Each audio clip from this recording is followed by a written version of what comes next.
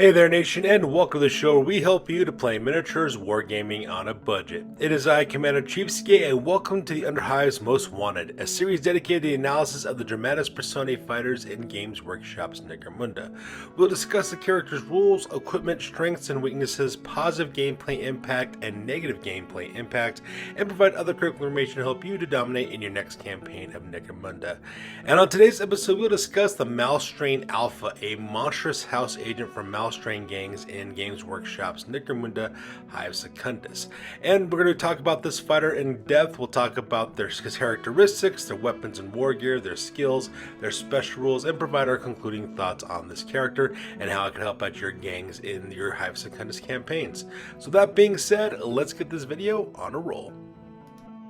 Alright, so let's go talk about the Malstrain Alpha real quick. It is a house agent, so depending on rolling a d6 as well as adding reputation points, depends on how much this fighter is going to cost you in order to field them into your gangs. It can be anywhere between 100 to 200 credits, and of course if you roll a 16 or higher, you basically won't be able to recruit this character. Now for the characteristics, they have a 6-inch movement allowance, 2+ weapon skill, 6+ ballistic skill, 5 strength, 4 toughness, 3 wounds, 3+ initiative, 4 attacks, 6+ leadership, 4+ cool, 5+ willpower, as well as 10+ intelligence. Now, based on the characteristics that we are seeing, the Malstrain Alpha is a close combat beast. 5 attacks on the charge with +2 for weapon skill, as well as strength 5 as a base is going to be absolutely brutal. It's also, oddly enough, got excellent cool as well as willpower stats, so because that you can charge pretty much anything and not be broken at the same time. Also, it's kind of nice because when you combine it with some of the skills that the character has, it's going to be really great. At the same time, if you want to be able to charge something like something that's got the fearsome special rule, or something that's like a corpse grinder cultist, you have no problem passing your willpower test to take that on. And oddly enough, it's actually quite survivable as well. It does have a 4+ for toughness, which is quite nice. So most things have to roll a 5 up in order to wound you. Plus it's got 3 wounds, so it can take a lot of damage and still pretty much stay around on the battlefield.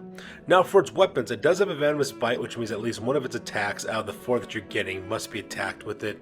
It is at strength 5. It's also got -2 AP, which is quite nice, and it does have toxins, so you have the potential of taking out somebody's got multiple wounds if you can get past their toughness test.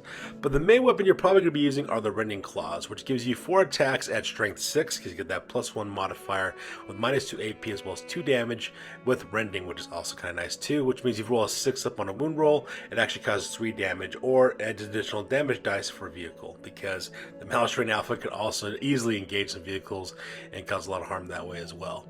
Now as for war gear, it does have a mesh armor, so it does give it a 5 armor save, which isn't that great, but you know, it's better than nothing. And it's also got a bio booster, which means on your first injury roll, you roll 1 less injury dice if needed, or if only 1 is rolled, you can choose 2, roll 2, and then choose which one you want, which is quite nice. Now for its skills, it does have dodge with a 6+ ward save. Now, a lot of people don't like the dodge skill because they're like, oh, it's only a 6+ ward save, but hey, you never know. It could be the difference between life and death sometimes. Having a 6 up is always a nice thing to have. At the same time, it does have the evade special rule, which means your enemies will suffer a -1 hit penalty against it when they're trying to shoot at it, or an additional -1 to hit against it if it's partially covered, being it to a -2, which is quite nice because unfortunately the Malstrain Alpha is going to be getting shot at quite a bit, so you're going to want to use that in order to protect itself. Now the nice thing about this character, it also comes with Infiltrate, which is great, which means that you can actually have this guy deploy anywhere in the battlefield, which would be get ready to actually get him within close distance to your enemies.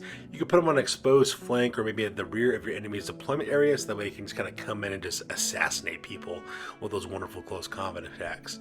And like I said, this guy's going to be shot at quite a bit, so having Nerves of Steel is quite nice for this fighter, which means that if you do get hit with a weapon and you get pinned, all you got to do is pass a cool test. On a 4+, you're going to be escaping pin tests 91% of the time, so you're pretty much never going to be pinned with this guy, which is quite helpful.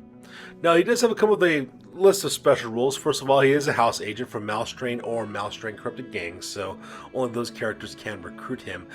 You basically take you roll d6 and add your reputation to on it. On a roll of 1 to 8, you can hire this guy for 100 credits. 9 to 15 is 200 credits, and of course, if you get a 16 or higher, you can't recruit this character at all. He also does come with the Madness of the Malstrain special rule, which means that enemies must make a willpower test to charge. If they fail, they end their activation and gain the Insane condition instead, which is always quite nice because nothing is more fun than making your opponents take their fighters and then jump off of buildings or into pits or shoot one of their friends or whatever the case may be. It's a lot of fun. You can do that. At the same time, it's also got the special rule Ambush Predator, which means it may perform the Fade double action anytime it wants to. And when this rule is in place, what happens is you remove the Alpha from the battlefield at the start of any next round, but before any priority rolls, the Alpha can redeploy as if infiltrating, which is quite nice. So what you want to use the Malstrain Alpha for is a lot of hit and run type attacks.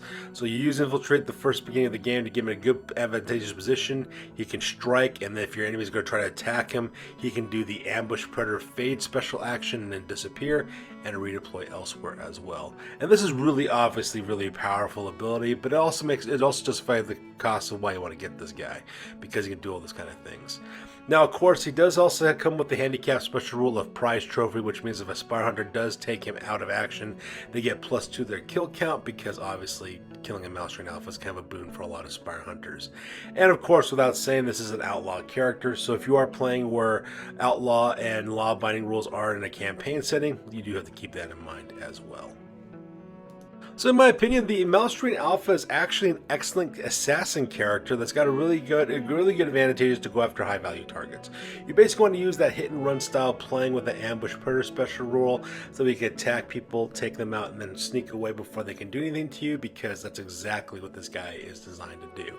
Now, there is some negatives about the Malstrain Alpha. One of the big ones, of course, there isn't an official miniature for this guy from Forge World. So if you are playing in a campaign or with a group of people that do want you to use WYSIWYG rules, meaning that what you see is what you get, and they actually want you to use official miniatures for a campaign, that could be kind of pricey, and so you do have to keep that in mind. However, though, most players don't really care about that. And the nice thing about it, you can use really technically any Genesteal looking kind of miniature to represent that Malstrain Alpha. If you got like 40k stuff or a Patriarch for 40k or something like that, easy enough to just easy proxy this guy. Or of course, you can look for alternative miniatures which are cheaper, or 3D print your own, which would be really great as well. And the neat thing about this guy too is, here's another thing I was also thinking about. This guy would actually make a really cool, technically speaking, could actually make this guy a really cool Outcast gang leader as well. You know, actually make a Genestealer cult inspired Outcast gang with a Malstrain Alpha as their leader.